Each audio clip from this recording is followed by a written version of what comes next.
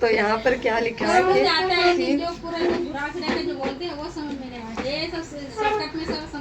चलेगा। तो अभी हमने क्या देखा कि पानी में जो पानी को दो भाग करके जाना है, पानी के अंदर से जाना है और पानी के ऊपर से जाना। ये तीनों भी हमारे लिए या कोई भी मनुष्य के लिए आसान नहीं है, हो ही नहीं सकता कभी। हाँ, संभव ही नहीं है ना, प्रैक्टिकली भी नहीं है और इमेजिनेशन में भी हम उसको क्या नहीं कर सकते, सोच नहीं सकते। सोचेंगे तो भी हम क्या बोलेंगे, अरे कैसा हो जाएगा, कैसे होगा, इसको हम नहीं कर सकते।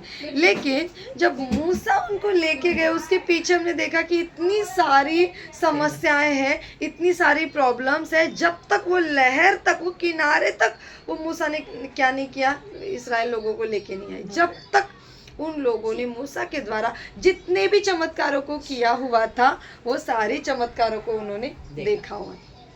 देखिए, इतना सब करने के बाद भी उनको एक बार सोचने का मौका मिलना चाहिए था, या उन लोगों ने सोचना चाहिए था कि एटलीस्ट वो टाइम पे अगर मूसा के द्वारा परमेश्वर ने इतने चमत्कारों के साथ हमसे बात किया है और इतना समस्याओं में से हमें छुड़ाकर यहाँ पर लेकर आए हैं, तो ये पानी से निकलना इतना तकलीफदायक नहीं है, समझना चाहिए था। लेकिन उन्होंने समझा नहीं। क्या बोला उन्होंने, हम लोग जो उधर मिस्र में मर रहे थे वो क्या कम था जो और आप मरने के लिए, पानी में डुबाकर मारने के लिए आप हमें यहाँ पर लेके आए। ये कौन बात कर रहा है पता है?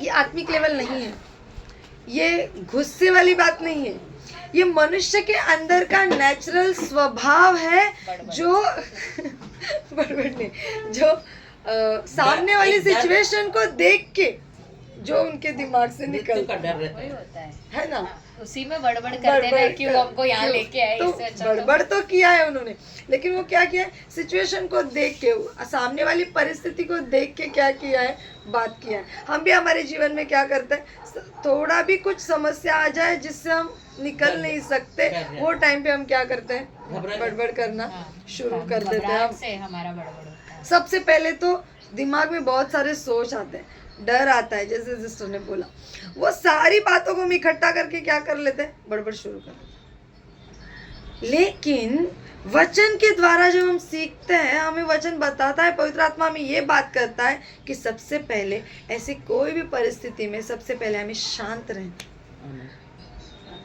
कुछ भी बात होने दो, कुछ भी, कौन सी भी सिचुएशन होने दो, सबसे पहले तो हमें शांत रहना है। और शांति के साथ वचन क्या कहता है, तुमचं जे काही समस्या आहे, तुमचं जे काही प्रार्थना विनंती आहे, ती तुम्ही शांतीने बसून देवासमोर तुमचं आभार प्रदर्शनासह ती विनंती देवाला कळवा।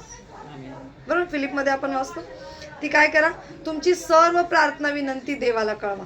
आणि आपण काय करतो, बडबड करते हैं। तर देव काय सांगत आहे, तू बडबड करू नकोस, तुझं जे काही सिच्युएशन आहे, तुझी जी काही परिस्थिती आहे, तुला जे काही बोलायचं आहे ना, ते बडबड करण्यापेक्षा तू काय कर, तुझ्या देवाला आभार प्रदर्शनासह ती मागणी कळव।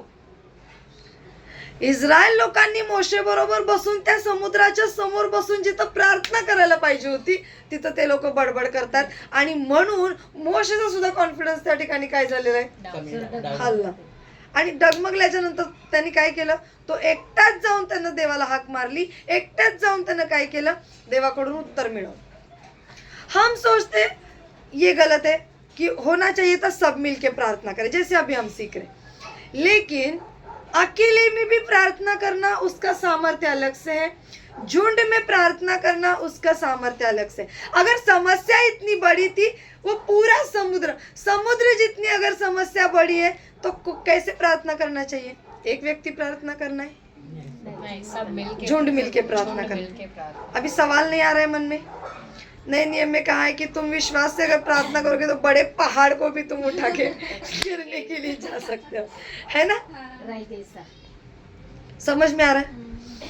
अकेला व्यक्ति भी या पहाड़ को या समुद्र को तोड़ सकता है, और झुंड मिलके भी तोड़ सकता है। लेकिन उत्तर क्या है पता है, उत्तर है हमारे अंदर का विश्वास। हम विश्वास में चल रहे हैं या हम डगमग के या हम गुस्से से बड़बड़ कर रहे हैं। जितना हम यहाँ पर बड़बड़ करेंगे हमारा विश्वास में क्या हो जाएगा, कमजोरी आ जाएगी। अगर हमारे विश्वास में कमजोरी आ जाएगी तो हम आगे नहीं बढ़ सकते। क्या हो जाएगा उधर, गिर जाएंगे हम लोग। क्यों गिर जाएंगे,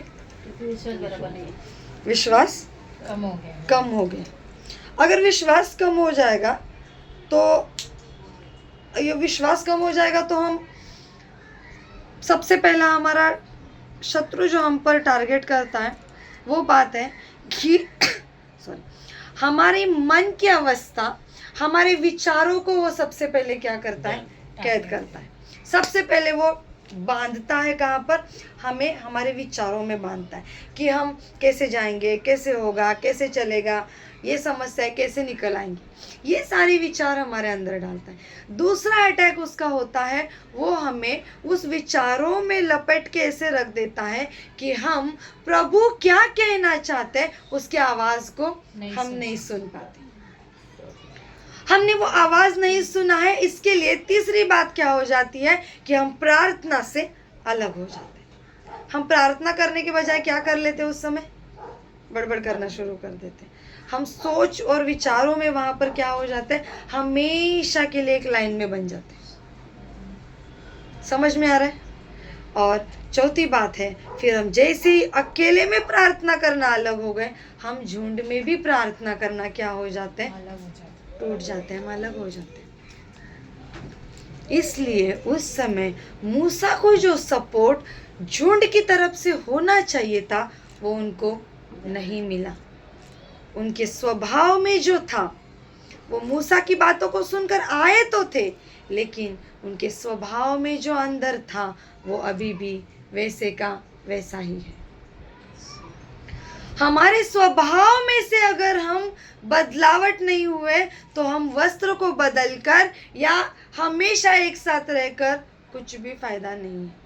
हम आकर तो बैठे, प्रार्थना तो कर रहे हैं, सुबह कर रहे, शाम को कर रहे, रात को कर रहे, अकेले में कर रहे, झुंड के साथ कर रहे, लेकिन हमारे अंदर, इस हृदय में, इस शरीर के अंदर एक आत्मिक, जैसे पिछले हफ्ते बोला, आत्मिक शरीर को हमें क्या करना है, अच्छी रीति से संभालना है। आत्मिक जीवन को हमें क्या करना है, अच्छी रीति से संभालना है। अगर हम वो आत्मिक शरीर को भोजन नहीं दे रहे, आत्मिक स्तर को हम नहीं संभाल रहे और बाहर से ही हम क्या कर रहे, सुमन सिस्टर, बाहर से चल रहे, तो क्या कर रहे हैं, हम खुद को फंसा रहे।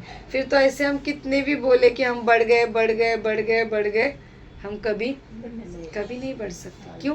क्योंकि हम अंदर से ही क्या नहीं है, बदलावट नहीं है। जैसे इस बॉटल को मैं बोलूँ अभी बाहर से कलर देके, सिस्टर ये बॉटल हरा है, सिस्टर बोलेंगी नहीं सिस्टर ये तो ट्रांसपेरेंट है, मुझे दिख रहा है इसके अंदर पानी है, देखो मुझे इसके अंदर का पानी दिख रहा है। मैं बोल रही हूँ नहीं इसके अंदर हरा कलर लगा हुआ है, नहीं ट्रांसपेरेंट है। मैं बोलूँगी नहीं इसमें कलर है, पानी नहीं दिख रहा है सिस्टर मुझे। सिस्टर पानी है, देखो आधा पिया है आधा बचा है। मैं बोलूँगी सिस्टर नहीं पानी नहीं है इसके अंदर। मेरी आंखों से मैं क्या देख रही हूँ अभी तक, पानी ही नहीं है, और सिस्टर क्या देख रहे हैं, पानी है। जो हम देख रहे हैं उसी के तौर पर शैतान हमें चलाना जानता है। हम जानते हैं कि हम अंदर से बदले हुए नहीं हैं। हम जानते हैं कि हमारे अंदर जो प्रभु का वचन एंटर होकर जो क्लीनलीनेस होना चाहिए था वो नहीं हुआ है, और हम बाहर दिखा रहे हैं कि मैं बदली हो चुकी। लेकिन चार दीवारी के अंदर आने के बाद हमारा स्वभाव क्या है, वैसे का वैसा ही है। इस पानी को देखने के लिए मेरा हृदय अंदर से विचार आना चाहिए कि ये पानी का बॉटल ट्रांसपेरेंट है और इसके अंदर का पानी मुझे दिख रहा है। अगर मैं सोचती रहूं कि नहीं पानी नहीं है उसके अंदर, किधर है, बॉटल भी नहीं, मतलब धीरे धीरे क्या हो जाता है, मनुष्य का स्वभाव उसके विचारों के साथ बदली हो जाता है। हम नए नियम में मरियम को देखते हैं, है ना, जो यीशु मसीह को जन्म देने वाली, डायरेक्टली उसने जन्म दे दिया। क्या हुआ उसके साथ, पहले स्वर्गदूत ने आके बताया है कि आपको प्रभु के अद्भुत कार्य के लिए चुना गया है और पवित्र आत्मा के द्वारा आपको गर्भ होगा, और उसके बाद आप गर्भवती होकर आपके गर्भ में एक बच्चा आएगा, उसका नाम आपको इम्मानुएल रखना है, और वो उसकी प्रजा को उसके पाप से छुड़ाएगा। ये सारी बातों को कहा क्या कर दिया, स्वर्गदूत ने बोल दिया, बता दिया। अगर मरियम वहां पर बोलती नहीं नहीं मेरे साथ ये सब नहीं हो सकता, क्योंकि जब तक मैं पुरुष को नहीं जानूं तब तक मेरे अंदर गर्भधारणा नहीं हो सकती, लेकिन उसने क्या बोला, मैंने अभी तक किसी पुरुष को नहीं जाना। लेकिन फिर भी वो स्वर्गदूत वहां पर क्या बता रहा है, पवित्र आत्मा के तौर पर, पवित्र आत्मा से आप गर्भवती हो। ये गर्भधारणा होने से पहले मरियम ने उस शब्द को क्या किया है, सुनकर अपने हृदय में ग्रहण किया है कि मेरे अंदर पवित्र आत्मा के द्वारा एक गर्भ आएगा।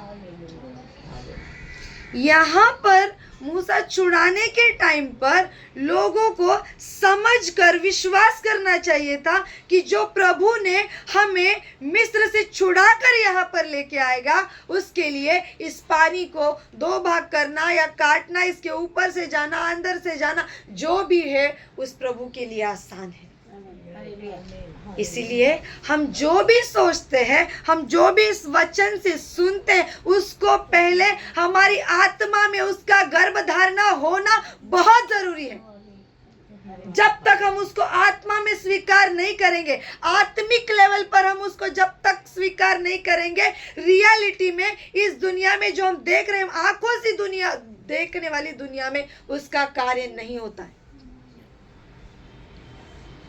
हम सोच रहे कि मुझे प्रभु ने छुड़ाया है, प्रभु ने मुझे बचाया है। क्या हम सब उधर देखने के लिए गए थे प्रभु ने कितना मार खाया? हम तो पढ़कर विश्वास कर रहे हैं ना। तो वैसे ही पवित्र आत्मा हमें जो भी इस समय में, इस दुनिया में जीते समय हमसे बात करते हैं, उससे हमें क्या करना है, स्वीकारना है। हम नहीं स्वीकार रहे, हम नहीं समझ रहे, हम बोल रहे कैसे होगा ये पानी को काटना। अभी जैसे बोला 3 भाग है, एक पानी को काट कर उसके बीच में से जाना है, पानी के अंदर से जाना, और पानी के ऊपर से जाना। हुआ है पानी के अंदर। हम बोलेंगे पानी के अंदर कैसे कार्य होगा? योना को देख रहे हैं ना हम, योना कहाँ बदली हो गए? जिसको बोला 300 किलोमीटर जा, इधर ही बाजू में निन्वे, आ जाओ उधर, वो 3000 किलोमीटर चला गया। हमें बोला जाता है इधर बाजू में प्रार्थना है, इधर आ जाओ, हम इधर नहीं आएंगे, हम आएंगे एरोली, हम आएंगे एयरपोर्ट, जिधर जाने के लिए 2 घंटा लगेगा, है ना? क्यों? प्रार्थना में जाना है। लंबाई वो टाइम पे नहीं सोचा, जब नजदीक था वो टाइम पे नहीं सोचा, लंबाई जाना है मुझे, कैसे भी जाना है।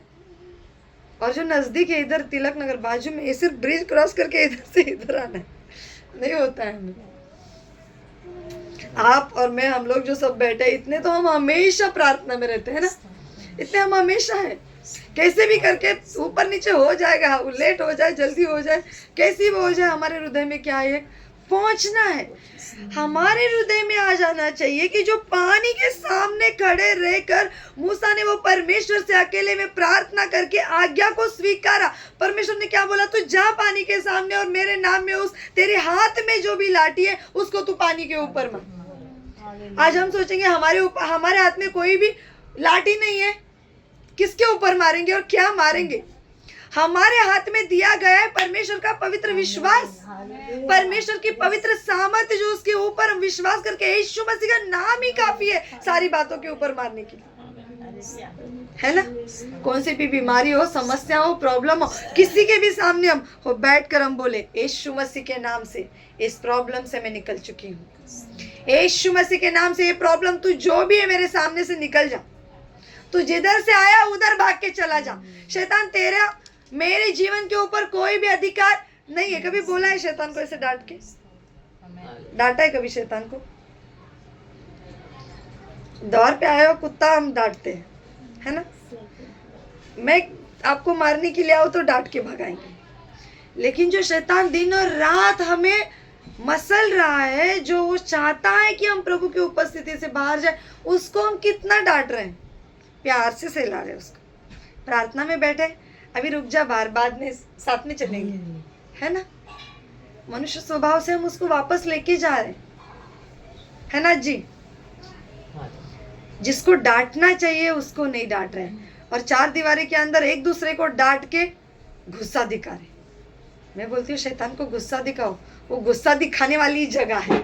जब भी किसी के साथ झगड़ा हो गया और बहुत सारा ऐसे लगेगा ना, मेरे अंदर बहुत गुस्सा है और वो मुझे बाहर निकालना है, तब क्या करना पता है? बाइबल लेके बैठ जाओ प्रार्थना में। बाइबल भी नहीं ले लिया, ऐसे ही बैठ जाओ घुटने में, और जोर जोर से चिल्ला चिल्ला के पूरा गुस्सा वो शैतान के ऊपर निकाल के उसको भगाओ। क्यों नहीं जाएगा? वो जाएगा ना, तभी वो आपके अंदर की भड़ास, आपके अंदर की जो आवाज है ना ताकत वाली, वो सुनेगा। तभी पता चलेगा उसको, अरे ये तो कल तक ऐसी मुंह में प्रार्थना करने वाली के अंदर इतना ताकत कैसे आ गया। उसको भी समझने दो कि हम किसके बच्चे हैं, प्रभु के बच्चे हैं। जिसके सामने हमें बोलना है उसके सामने हम नहीं बोल रहे। डांट कर उसको मार। आप, हमारे हाथ में विश्वास की लकड़ी है ना, मारो उसको। मूसा ने क्या किया? उस लकड़ी को पानी के ऊपर मार दिया, जोर से, जितने उसके अंदर ताकत था जोर से उसने मारा, पानी दो भाग हो गया। क्या हम हमारे विश्वास से हमारी परिस्थितियों के ऊपर अगर विरोधियों के जैसा घात कर कर उसके ऊपर क्या होतं उसको, घात मराठीमध्ये काय म्हणतो आपण, ज्याच्यावर आपण घात करून आपण त्याला मारू शकतो, मारून ज्याला आपण तोडू शकतो, हा, ते आपल्याला काय करायचंय? आपल्या आत्मिक जीवनामध्ये करायचंय। हे कधी केलं जात होतं? हे जुन्या काळात काय केलं जात होतं? पाणी समोर आलं, दगड समोर आलं तर काय केलं जात होतं? त्याला तोडल्या जात होतं, है ना। थोड़ा आगे आ गए, जहां पर शास्त्री लोगों का टाइम भी खत्म हो गया, भविष्यवक्ताओं का भी टाइम खत्म हो गया। वो टाइम पे योना के टाइम पे आने के बाद क्या हो गया? योना को क्या बोला? निनवे जाने के लिए। वो गया कहाँ पर? तार्शीश के। वो अलग, सॉरी अलग वो चला गया। वो अलग जाने के बाद वहां पर क्या हो गया? पानी में फंसने के पहले पानी में भूचाल आ गया, पूरा पानी समुद्र का हिलने लगा, पूरा तूफान से वो पानी हिलने लगा। वो योना ने क्या बोला? ये पानी का हल क्या है इसको समुद्र को शांत करने का? मुझे उठा के डाल। वो पानी में अंदर रहने के बाद वो मछली जो उसको खाया, वो फिर भी क्या है? पानी के अंदर ही है। पानी के अंदर जाने के बाद वो 3 दिन और 3 रात तक वो परमेश्वर के साथ रहता है। उसके जीवन में वो 3 रात और 3 दिन तक उसके पास ना ही कुछ खाना है ना ही पानी है, लेकिन वो पी नहीं सकता। खाना है वो भी मछली ने निगला हुआ, इतना सड़ा हुआ खाना कोई खाएगा? नहीं खाएगा। उसने कुछ भी नहीं खाया। यहाँ पर मुंह पूरा बंद है, लेकिन वो क्या कर रहा है? उसकी आत्मा में प्रार्थना कर रहा है। लेकिन वो जो है, वो जगह कौन सी है? पेट है मछली का पेट। मछली का पेट है, लेकिन वो है कहाँ पर? पानी में। अभी हमने सोचा पानी के अंदर हम जा नहीं सकते, लेकिन योना यहाँ पर पानी के अंदर रहकर ही उसके जीवन में क्या हुआ है? बदलावट हुआ है। उसने जान लिया प्रभु को। उसने एक बात अच्छी रीति से समझ ली कि मैं पानी के ऊपर रहूं, जहाज में रहूं, जमीन में रहूं, मैं किधर भी रहूं, ये प्रभु मुझे छोड़ने वाला है नहीं। अगर एक व्यक्ति के अंदर, एक झुंड के अंदर बदलावट चाहिए तो मूसा के टाइम पे क्या दिखाया? मैं उस झुंड को बदल दिखाने के लिए तुम्हारा प्रभु सामर्थ्यशाली है, वो तुम देख सको, इसके लिए मैं पानी को 2 भाग कर सकता हूँ। एक व्यक्ति को दिखाना है यहाँ पर कि तुम्हारा पिता, तुम किधर भी जाओ, तुम्हारे लिए दिया हुआ काम तुम्हें ही करना, तुम उससे भाग नहीं सकते, है ना। इसके लिए हम गीत गाते हैं ना, आकाश में जाऊं, बादल में जाऊं, मैं किधर भी जाऊं, तेरे आत्मा से मैं कभी भी नहीं जा सकता। मैं कहाँ जाऊंगा तेरी आत्मा से भागकर? मैं पानी में गया तब भी तुम्हारी आत्मा वहां पर है, मैं अधोलोक में जाऊंगा तो भी वो आत्मा वहां पर है, मैं स्वर्ग में चढ़ूंगा तो भी आत्मा वहां पर है, मैं जमीन पर दौड़ूंगा तो भी आत्मा वहां पर है। हम कहीं पर भी जाएं, इसमें परमेश्वर की आत्मा हमें कहीं पर भी छोड़ के नहीं जाती। और दूसरी बात, जिस काम के लिए आपको रखा है वो काम आपको ही करना है। अगर सारी कार्य प्रभु ने आपके साथ करने के बाद भी अगर आप नहीं सुन रहे, नहीं बदल रहे, तो उसके लिए प्रभु का निर्णय अलग से है। लेकिन योना को दर्शाया पूरे झुंड को बदलने के लिए, मैं एक व्यक्ति के पीछे ऐसा जाएगी मेरी आत्मा, ऐसे कार्य करेगी कि जब तक वो व्यक्ति उन लोगों की तरफ नहीं जाता है। हमें जिस काम के लिए, जिस झुंड के लिए रखा है, हमें उसके पीछे भागना ही है। हम नहीं भागेंगे तो प्रभु बोलेगा मैं पकड़ के लेके जाऊंगा, हाथों को पकड़ के लेके जाऊं, मैं वस्त्र को लेके पकड़ के जाऊं, मैं छोड़ूंगा नहीं, है ना। ये पानी के अंदर जाकर भी बदलावट लाया गया है ना। मतलब पानी के अंदर जाकर हम भाग नहीं सकते। दूसरी बात, मनुष्य खुद की इच्छा से पानी के अंदर नहीं जा सकता। योना ने डायरेक्टली बोला होता क्या? कोई भी व्यक्ति तूफान से भरे हुए समुद्र में बोलेगा? हम खड़े रहकर बोलेंगे अरे मुझे पानी में फेंक दो, तूफान शांत हो जाएगा? नहीं बोल सकते, क्योंकि हमें पता है कि हमें एक तो तैरना भी नहीं आता, मरना ही इधर तय है। उसको मालूम है योना को कि अगर ऐसा भी मैं नहीं जाऊंगा तो वैसे भी तो मेरे साथ सब मरेंगे, इससे मैं अकेला मर जाऊं, सब अकेला मर जाएगा। लेकिन उधर मरने के लिए भी अनुमति नहीं है। पानी में जाके तुझे ये देखना है कि पानी के अंदर भी तेरा प्रभु तेरे लिए कार्य करेगा। उस झुंड को बचाने का ही है प्रभु को, तो प्रभु कैसे बचाएगा? और वो कार्य तेरे लिए सौंपा है तो तुझे वो जाना ही है। तू पानी में जा और आग में जा, किधर भी जा। इसके लिए बोला अपन कहना नहीं मानेगा तो फिर बराबर मार के फिर करवा। प्रभु का छड़ी प्रभु के हाथ में है, वो हमें डंडा दिखा के सही मार्ग पर लेके आएंगे। ना ही खुद हमें मरने देंगे, ना ही दूसरों को मरने की अनुमति देंगे। इसलिए हम जो भी कर रहे हैं हमारे परिवार के लिए है। हम अकेले, बहुत बार मैं बोलती हूँ ना कि हम अकेले आए हैं तो इसका मतलब ये नहीं कि हम अकेले चले। हम किसी भी अवस्था में चले, घर के लोग हमें डांटने वाले हो, बोलने वाले हो, लेकिन हमारे द्वारा ही उनका उद्धार होना है।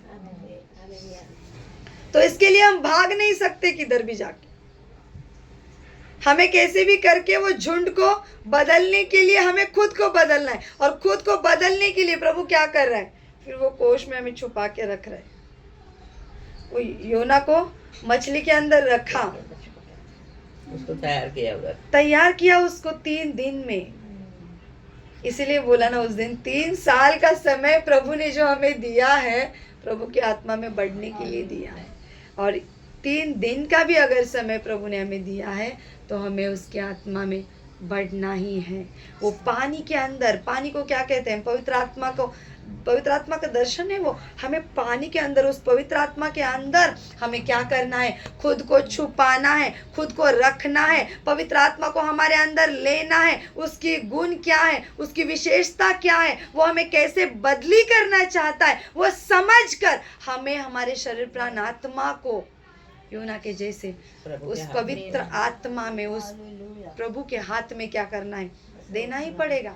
हमारा सबमिशन बहुत इंपॉर्टेंट है। हम बोलते हैं कि मैंने सबमिशन कर लिया, मैंने मेरे शरीर प्राण आत्मा को प्रभु के हाथ में दे दिया, और दुनिया में जीने के टाइम पे अगर हम खुद की इच्छा से जी रहे तो ये बात अलग है। नहीं कर रहे हैं हम ऐसा। अभी जो हमने पढ़ा, अभी हमने पानी के अंदर से जाना भी देख लिया, पानी को काट कर भी जाना देख लिया। समस्या तो है, पहले योना के लिए वही पानी समस्या था, लेकिन जब वो उसके अंदर चला गया वो पानी उसके लिए शिक्षा का मार्ग बन गया।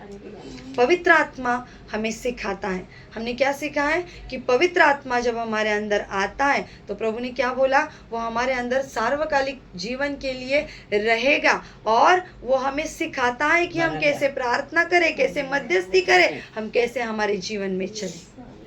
ऐसा ही मार्गदर्शन पवित्र आत्मा ने पानी के अंदर योना को दे दिया। जब उसने वो पानी को समस्या है करके देखा, मूसा और उसकी झुंड ने देखा पानी समस्या है करके, वो समस्या को ही काट लिया प्रभु ने। समझ में आ रहा है? जिस चीज को हम देखते हैं कि ये समस्या है पुराने नियम में, तो वहां पर काट दिया। थोड़ा आगे आने के बाद क्या बोला, वो समस्या को ना ही काटना है ना ही उससे छोड़ के भागना है, उसके अंदर घुस के उसको क्या करना है, कैंसिल करना है। हम जो भी समस्या में, उससे डर के भागना नहीं है, उसके अंदर घुसकर, योना को क्या दर्शाया है, उसके अंदर घुसकर तो पवित्र आत्मा के सामर्थ्य के साथ उसके अंदर खड़ा रहे। हमारे जीवन में जो भी समस्या आती है, प्रॉब्लम आती है, हमें क्या करना है, उसके अंदर जाना है ना। अभी जो हमने पढ़ा था, क्या बोला यहाँ पर, येशू पाण्यावरून चालतो, है ना। यीशु पानी के ऊपर से चल रहे हैं और सब लोगों ने क्या समझ लिया, भूत है करके, है ना।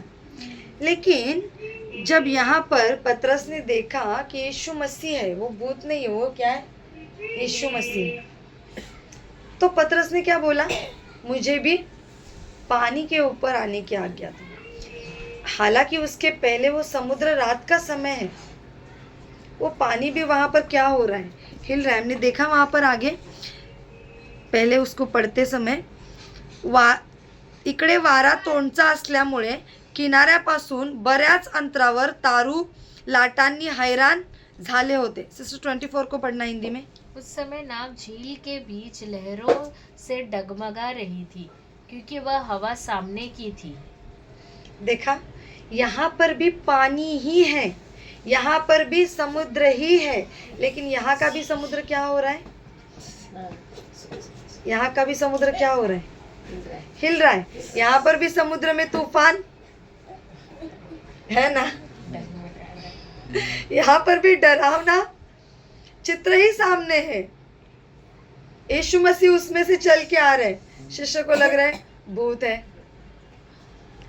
जब हम समस्या में रहते हैं, जब हम उस डरावने मंजर को देखते हैं, लेकिन हम उसको देख के डर जाते हैं, लेकिन हम ये नहीं देख रहे कि उसके बीच में परमेश्वर हमारे लिए खड़ा है।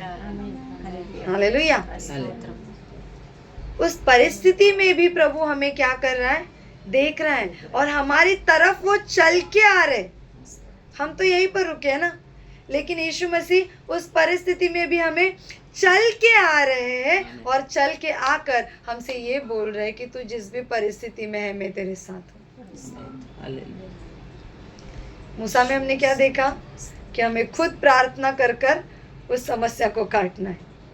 योना में हमने देखा कि समस्या के अंदर घुसकर हमें सीख कर, पवित्र आत्मा से भर कर वो समस्या के ऊपर मात करना है।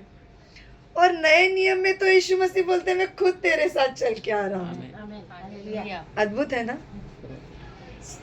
क्यों? क्योंकि नए नियम में प्रभु हमारे लिए शरीर के तौर पर आए हुए हैं, और वो बोल रहे कि देख मैं तेरे सामने हूँ, तू चल के तो आजा, थोड़ा तू एक कदम आजा, मैं ऑलरेडी चल के आ रहा हूँ।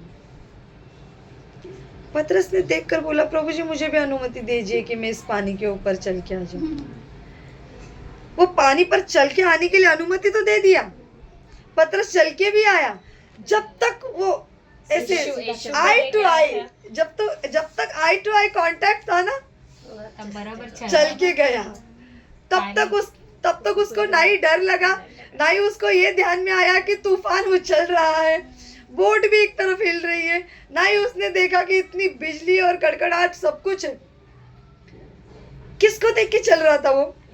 यीशु मसीह। उसकी जो ये आंखें थी ना, वो ऐसी, वो घोड़े को रेस में दौड़ते समय जो आंखों में कचरा नहीं जाना चाहिए, आजू बाजू का माहौल देख के वो घोड़ा हिलना नहीं चाहिए, उसका कंसंट्रेशन नहीं हिलना चाहिए करके उसको एक ऐसे वस्त्र पहनाया जाता है नाकों के साथ, तो वो क्या देखता है, सीधा ही ऐसे सीधा ही देखता है। जैसे मैं अभी देख रही हूँ सिर्फ शर्मिला सिस्टर को, ना निशा सिस्टर को, ना उज्ज्वला सिस्टर को, किसी को भी नहीं है ना, तो क्या देख रहे हैं, मैं सिर्फ सिस्टर को देख के ऐसे आगे जा रही हूँ।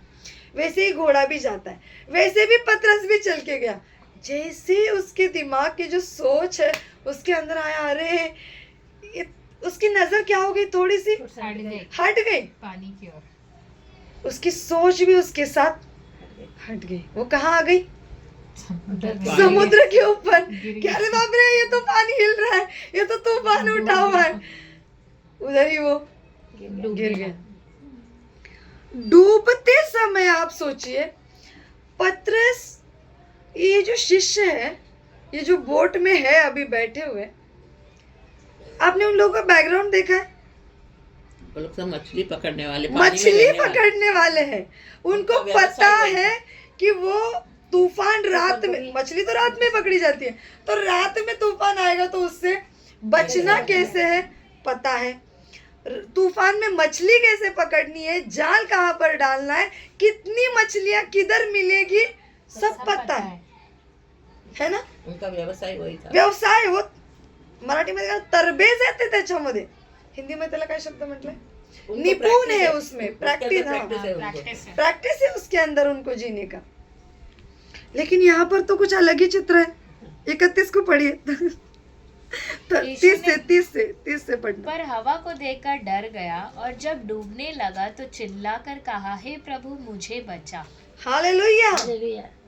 इतना तरबेज, इतना प्रैक्टिकल, इतना प्रैक्टिस होने के बाद भी वो क्या किया, गिर गया, डर कर गिरा है। और क्या बोलता है, हे प्रभु मुझे बचा, हे प्रभु मुझे बचा। अबे आप बचाओ। जिसको तैरना आता है वो व्यक्ति अगर ऐसा बोलेगा मुझे बचाओ, तो हम लोग क्या बोलेंगे, हमारे मुझे जैसे तो तैरना नहीं आता। हम लोग को भी नहीं आता। मेरा मम्मी को चिढ़ाते हैं, सुना तो- भी आएगा जाएगा। तो कैसे बचेगा? खुद को अगर हम उस परिस्थिति में रखेंगे कि हमें तैरना आता है, पतरस को तो यहाँ पर तैरना आता है, और फिर भी वो बोलता है कि प्रभु मुझे बचा ले, मैं गिर रहा हूं। लेकिन वो पानी में नहीं गिरा है। वो क्यों ऐसा बोल रहा है वहां पर? क्योंकि वो पानी में नहीं गिरा है, वो उसके विश्वास में गिरा है। आगे का वचन क्या कहता है 31 में? यीशु ने तुरंत हाथ बढ़ाकर उसे थाम लिया और उससे कहा, हे अल्प विश्वासी, तूने क्यों संदेह किया। हालेलुया। प्रभु जानते हैं यहाँ पर कि ये व्यक्ति डूबने वाला नहीं है, ये तैर सकता है। इसको पानी में रहने का, पानी में चलने का, पानी में क्या कहते हैं उसको, पानी पर जीवन जीने का प्रैक्टिस है। प्रैक्टिस है। फिर भी वो क्या किया, गिरा है। क्योंकि उसने किसको देखा, जब तक चल के आया उसने किसको देखा है, मुझे देखा है। और जैसे ही उसने पानी को देखा वो गिरा है। इसका मतलब ये तूफान से, समस्याओं से क्या है, गिरा। इसके, ये व्यक्ति नहीं गिरा है, इसके अंदर का विश्वास कम हो गया, विश्वास देखा है उसने उसको। जब तक वो यीशु मसीह को देख कैसे चल रहा था तब तक नहीं गिरा। जैसे उसकी नजर हट गई, जैसे मैंने सिस्टर को देखा, अभी सिस्टर देख रहे हूँ, मैं सिस्टर को देख रही हूँ, उनके सर के ऊपर रुमाल है, चश्मा है। जैसे मैंने मेरी नज़रों को हिलाया, मुझे दिख रहा है बाजू में दीवार है, दरवाज़ा है, तो वैसे ही क्या हो गया है, उसकी नज़र थोड़ी सी हटकर वो तूफान पर चली गई। समस्या तो है, समस्या है, समस्याओं में से ही तो यीशु मसीह उस सामने से चल के आ रहे हैं ना। समस्याओं में ही देखा है उसने कि यीशु मसीह मेरे सामने। लेकिन वो जब तक यीशु मसीह को देख के चला है अजी, तब तक वो स्थिर चला है। लेकिन वो समस्याओं को देखा, गिर गया। हम, हमारे जीवन में भी समस्या है, प्रॉब्लम्स है, वो तो जिंदगी में एक उतार चढ़ाव का पड़ाव है, वो तो चलता रहेगा। लेकिन प्रभु का कहना है कि जब तक तुम मुझे देख के चल रहे हो तुम गिरोगे नहीं। आमीन, हालेलुया। जैसे ही तुमने वो समस्याओं को देखा, गिर गए।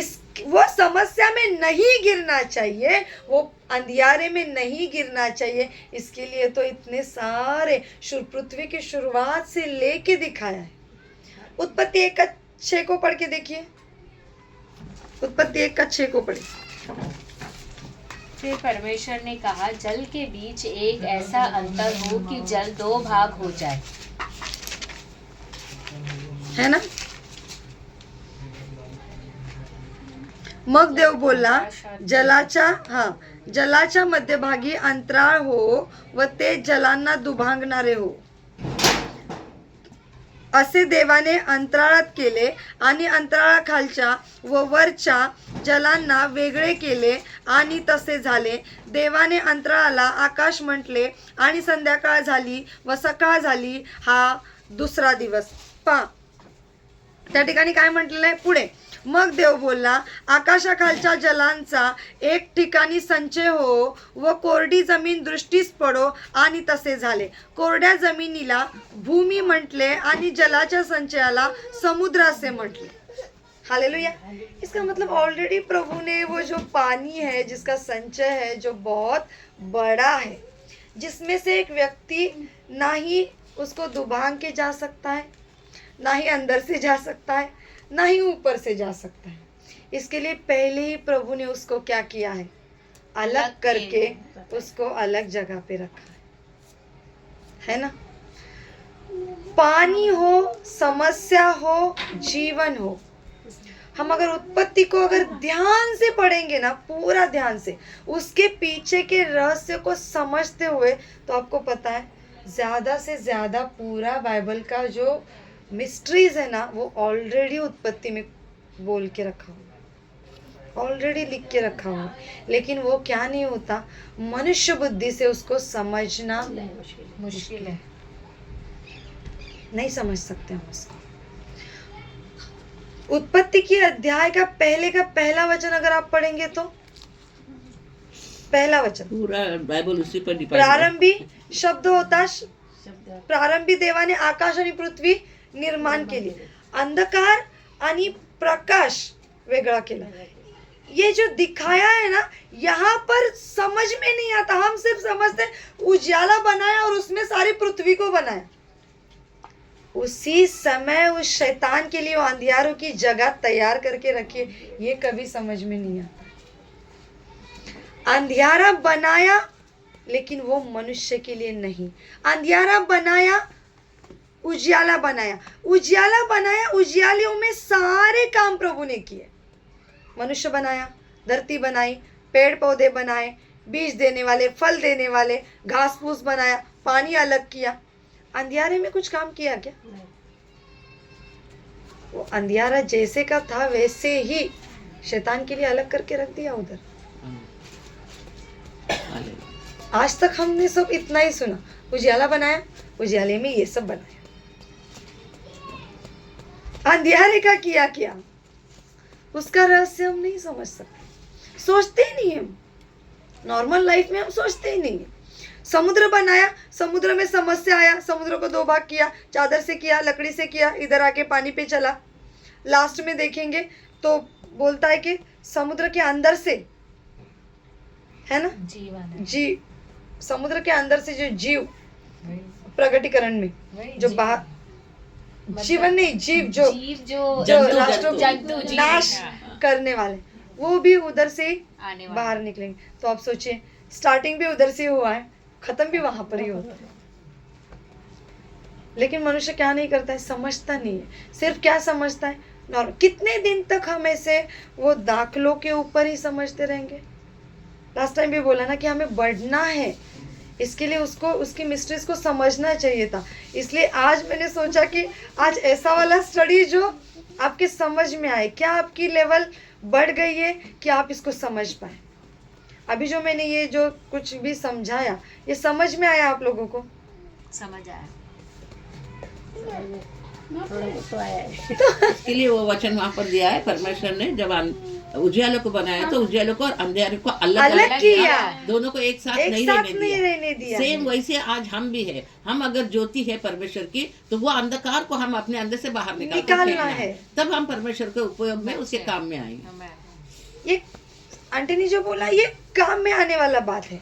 और हमने जो सीखा वो क्या है, समस्याओं से हमें क्या करना है, अलग करना है. लेकिन पहले हम इतना वो समस्याओं को देखकर हमारे जीवन में क्या आता था कि हम प्रार्थना करते थे, या पुराने नियम में नबी प्रभु की उपस्थिति में बैठकर उससे उत्तर लेकर, क्योंकि वो टाइम पे क्या था, पवित्र आत्मा सिर्फ आके, परमेश्वर की आत्मा उन नबियों को बता के चला जाता था, वो पब्लिक रुकता के नहीं। ऊपर नहीं था ना, पब्लिक के ऊपर आत्मा नहीं था, इसलिए वो लोग विश्वास नहीं करते थे। इसलिए वो टाइम पे सिर्फ सुनकर जो भविष्यवक्ता थे उनसे ही सिर्फ बात करके जवाब आता था, उसको सुन के वो कार्य होता था।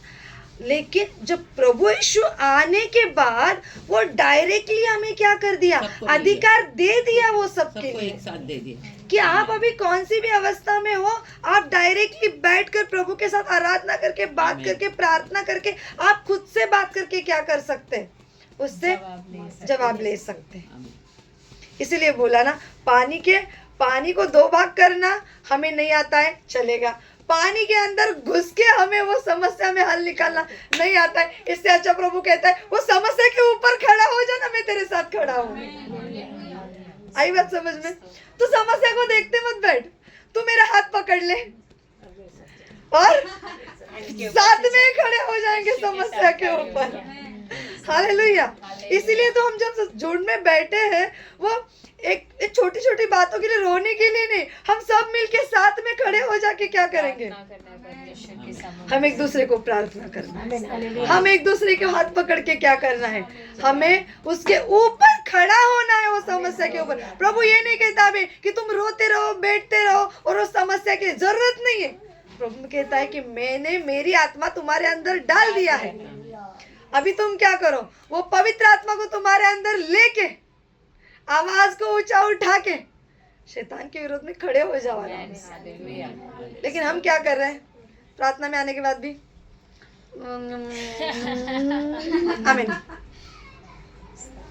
नहीं, पकड़ लो हाथ, हम सब मिलके प्रार्थना करेंगे। धन्यवाद ईश्वर। हमें समझना है कि हम क्यों इकट्ठा आए हैं, हमें समझना है कि हम उसको ओवरकम करना है। जैसे एक गाड़ी जा रहा है, उसके पीछे से गाड़ी आने के टाइम पे वो क्या करती है, ओवरटेक कर लेती है। हमें देखते नहीं बैठना है कि मेरे सामने कौन सी गाड़ी है, हमें देखते नहीं बैठना है कि मेरे पैर में कितना दर्द हो रहा है, हमें देखते नहीं बैठना है कि मेरे जीवन में कितना बड़ा शैतान खड़ा है। तू शैतान है जितना बड़ा होगा तेरे घर में, मेरे अंदर, मेरे इस शरीर वाले घर के अंदर तुझसे भी ज्यादा बड़ा वाला बाप बैठा है ना। हमें क्या करना है, एक झुंड होकर, हमें एक आत्मा होकर। देखिए उस समय, उस पेंटिकोस्ट के टाइम पे वो लोग बैठकर एक मन होकर, एक बुद्धि, एक शरीर, एक प्रार्थना होकर एक ही विषय के लिए प्रार्थना किया, वो था कि पवित्र आत्मा उनके अंदर आ जाए। क्या आज हम सब मिलके, किसका कोई भी विषय हो, हम सब मिलके सब विषयों के लिए एक साथ बैठ के प्रार्थना नहीं कर सकते? एक मन से नहीं कर सकते, एक हृदय से नहीं कर सकते? कर सकते ना? फिर हम क्यों कमजोरी में बैठे हैं, क्यों हम अभी भी कमजोर अवस्था में हैं, क्यों हम कभी कभी छोटी छोटी बीमारियों से गिर कर घर में बैठते हैं? छोटी सी भी तकलीफ आए हम सोचते आज प्रार्थना में, कल नहीं जाएंगे, कल गए थे ना, हो गया ना, बस हो गया, अभी कल के दिन खाना खा। तो एक काम करना, जिस दिन प्रार्थना में आएंगे उसी दिन खाना खा लेना, सैटरडे के दिन ऐसे ही खाना नहीं खाना, फिर संडे के दिन खाना। चलेगा? चलेगा क्या? सैटरडे के दिन भी खाना चाहिए ना, तो सैटरडे के दिन भी प्रार्थना में आना है, रहना है।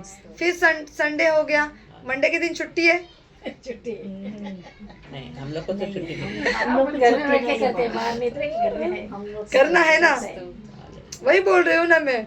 अब मंडे के दिन छुट्टी नहीं है, हम आत्मा में प्रार्थना करना नहीं, कभी भी बंद नहीं करना है। जैसे वचन कहता है निरंतर प्रार्थना करो। आपको पता है, हाथ छोड़ना नहीं है।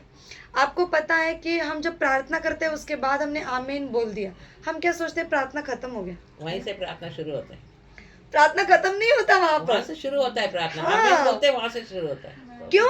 क्योंकि हम हमेशा प्रभु यीशु मसीह के साथ जब हम आत्मा में बात करते रहते हैं, हम विषयों के ऊपर बोलते रहते हैं, वही हमारे साथ प्रभु के साथ की हुई प्रार्थना है।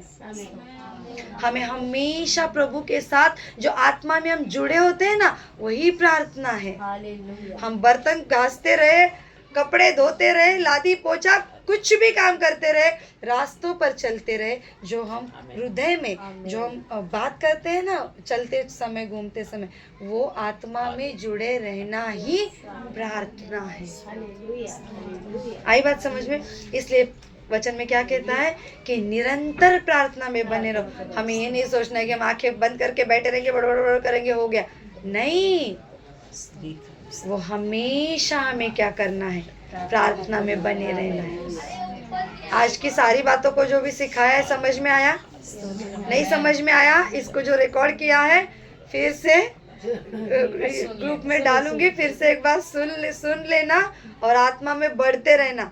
हमारी जोत कभी भी बुझनी नहीं है। आइए इस समय हम हमारे पास्टर जी के लिए और विशेष करके हमारे कलीसिया में संजीवन आने के लिए, हमारे कलीसिया में नए लोग आने के लिए, बेदारी आने के लिए, और विशेष करके इस साल में नए नए लोगों को प्रभु का वचन समझने के लिए, और वो लोग उस वचन के द्वारा प्रभु में आने के लिए, हमारी कलीसिया में नहीं, दूसरे कौन से भी कलीसिया में जाए, लेकिन प्रभु में आने के लिए, अलग अलग जगहों पर कलीसिया बढ़ने के लिए इस समय हम प्रार्थना करेंगे। और उसी के साथ और एक प्रार्थना करेंगे शारदा बहन और उनके परिवार के लिए। आइए हम अपनी आंखों को बंद करें। धन्यवाद यीशु राजा, धन्यवाद करते हैं परमेश्वर पिता, धन्यवाद धन्यवाद धन्यवाद। अपने मुंह को खोल के आराधना करे, प्रभु को महिमा करे, धन्यवाद करें हमारी कलीसिया के लिए। ओ परमेश्वर पिता, हमारी कलीसिया को परमेश्वर पिता हम आपके हाथ में रखते हैं। ओ प्रभु यीशु मसीह, आपकी सामर्थ्यशाली हाथ के लिए प्रभु हम धन्यवाद करते हैं। प्रभु आपकी कृपा हमारी कलीसिया के ऊपर होने दीजिए। प्रभु हमारी कलीसिया को बढ़ोतरी में लेके आए परमेश्वर पिता। धन्यवाद करते हैं प्रभु यीशु मसीह, आप कार्य कीजिए। ओ धन्यवाद यीशु मसीह, हमारे कलीसिया के जो लोग हैं, जो विश्वासी है परमेश्वर पिता, और भी विश्वास में बढ़ने के लिए ओ धन्यवाद धन्यवाद धन्यवाद धन्यवाद धन्यवाद धन्यवाद धन्यवाद धन्यवाद करते हैं परमेश्वर पिता कि और भी विश्वास में मेरे सारे भाई और बहन को बढ़ने दीजिए परमेश्वर पिता। जितने भी जगह और भी कलीसिया में खाली है प्रभु, वो भी भरने के लिए पवित्र पिता आप सहायता कीजिए। आजू बाजू से परमेश्वर पिता और भी लोग विश्वास में आने के लिए सहायता कीजिए, कलीसिया में आने के लिए सहायता कीजिए, कलीसिया में एक नया संजीवन आने के लिए परमेश्वर पिता आप कार्य कीजिए। धन्यवाद यीशु, हमारे पास्टर जी के लिए, हमारे परिवार के लिए हम धन्यवाद करते हैं परमेश्वर पिता। पास्टर जी को आपने अच्छी सी चंगाई दे दी करके हम धन्यवाद करते हैं परमेश्वर पिता। प्रभु धन्यवाद करते हैं परमेश्वर पिता, उनके परिवार के लिए आशीष से भर कर परमेश्वर पिता संभाले, सारे दुष्टों की नजर से परमेश्वर पिता उनको बचा के रखे, हमारे कलीसिया को बचा के रखे परमेश्वर पिता। दुष्ट की कोई भी योजना हमारे कलीसिया के अंदर, हमारे घर परिवारों के अंदर नहीं होनी चाहिए परमेश्वर पिता। आपका सामर्थ्यशाली हाथ हमारे अंदर होने दीजिए परमेश्वर पिता। प्रभु आपके मार्ग हमें दिखाए परमेश्वर पिता। प्रभु इस परिवार के लिए हम धन्यवाद करते हैं, इस घर के लिए हम धन्यवाद करते हैं, शारदा सिस्टर के लिए हम धन्यवाद करते हैं परमेश्वर पिता, अभिषेक के लिए हम धन्यवाद करते हैं, उनके पति के लिए हम धन्यवाद करते हैं परमेश्वर पिता कि प्रभु उनके पति के हाथ का कामों को आप आशीष से बढ़ाए परमेश्वर पिता। प्रभु इस घर को संभाले, प्रभु बहन को आपकी योजना में चलने के लिए सहायता करें। निशा सिस्टर के लिए हम धन्यवाद करते हैं परमेश्वर पिता। प्रभु यीशु मसीह एरिक के लिए हम धन्यवाद करते हैं। प्रभु यीशु मसीह आप कार्य कीजिए। धन्यवाद करते हैं परमेश्वर पिता, आपकी योजना के लिए हम धन्यवाद करते हैं। प्रभु उस बहन को आप संभाले परमेश्वर पिता, आपके वचन में बढ़ाए परमेश्वर पिता। प्रभु यीशु मसीह और भी उनके जीवन में परमेश्वर पिता, और भी बच्चों के लिए जो इच्छा है परमेश्वर पिता, प्रभु उसकी कोख को आप भर दीजिए परमेश्वर पिता। प्रभु यीशु मसीह धन्यवाद करते हैं परमेश्वर पिता, उनके माता पिता को भी आने के लिए संभाला, जाने के लिए संभाला, हम धन्यवाद करते हैं। सरोज आंटी के लिए हम धन्यवाद करते हैं परमेश्वर पिता, जो छोटे से झुंड को वो संभाल रहे हैं परमेश्वर पिता, ऑनलाइन मीटिंग में दोनों समयों के ऊपर परमेश्वर पिता प्रभु यीशु मसीह उनको ताकत शक्ति दीजिए, चंगाई दीजिए, शरीर में और भी सामर्थ्य दीजिए परमेश्वर। उनके परिवार को भी विश्वास में बढ़ने के लिए आने के लिए सहायता कीजिए। सुमन सिस्टर के लिए हम धन्यवाद करते हैं प्रभु, इतने एक्सीडेंट के बाद भी उनको खड़ा किया, संभाला, चलाया, हम धन्यवाद करते, एक नया जीवन दिया पवित्र पिता, हम धन्यवाद करते, और भी ताकत दीजिए, उनके परिवार को आप में आने के लिए सहायता कीजिए। शर्मिला सिस्टर उनके परिवार के लिए हम धन्यवाद करते, उनकी बेटी के जीवन के लिए भी हम धन्यवाद करते, सारे बच्चों को हम आपके हाथ में रखते हैं परमेश्वर पिता प्रभु, उनको भी विश्वास में जितना है उतना और भी बढ़ोतरी में आने के लिए सहायता कीजिए परमेश्वर पिता। बहन को भी और विश्वास में बढ़ने के लिए और चलने के लिए सहायता कीजिए। धन्यवाद करते हैं परमेश्वर पिता आनंदिया जी के लिए, कल्पना सिस्टर, सिद्धि सिस्टर के लिए परमेश्वर पिता, यश की मम्मी के लिए परमेश्वर पिता, ओ शशिकला सिस्टर उनके परिवार के लिए, आजी बाबा के लिए प्रभु जो गांव में गए परमेश्वर पिता प्रभु, हर एक को विश्वास में आने के लिए सहायता कीजिए। उज्ज्वला सिस्टर के लिए हम धन्यवाद करते हैं, प्रथम के लिए धन्यवाद करते हैं परमेश्वर पिता, आप कार्य कीजिए परमेश्वर पिता, आपकी योजना में चलाए, उनको अच्छी चंगाई से प्रदान करे परमेश्वर पिता, और प्रभु और भी आपके विश्वास में बढ़ने के लिए आप कार्य कीजिए। मिथिलेश ब्रदर, विजय ब्रदर, अर्जुन ब्रदर के लिए हम धन्यवाद करते हैं परमेश्वर पिता, धन्यवाद यीशु मसीह। नेलू कलीसिया की सारी कलीसिया के लोगों के लिए हम धन्यवाद करते हैं, हमारे दोनों कलीसिया आपके हाथ में रखते हैं परमेश्वर पिता प्रभु यीशु मसीह, और भी ताकत में चलाए परमेश्वर पिता। मेरे शरीर प्राण आत्मा को मैं आपके हाथ में समर्पित करती हूँ, मेरे साथ मेरे परिवार को आपके हाथ में रखती हूँ परमेश्वर पिता प्रभु, आप चलाए परमेश्वर पिता। उन सारी बातों के लिए हम धन्यवाद करते हैं प्रभु, जो हमने अभी प्रार्थना किया इसका सारा जवाब आपने हाँ और आमीन में दे दिया, ऐसा विश्वास रखते हुए प्रार्थना यीशु मसीह के मधुर और मीठे नाम से मांगते, सुने और कबूल कीजिए स्वर्गीय पिता, आमीन आमीन आमीन। बोले यीशु मसीह की जय, बोले यीशु मसीह की जय, यीशु मसीह जय, आमीन।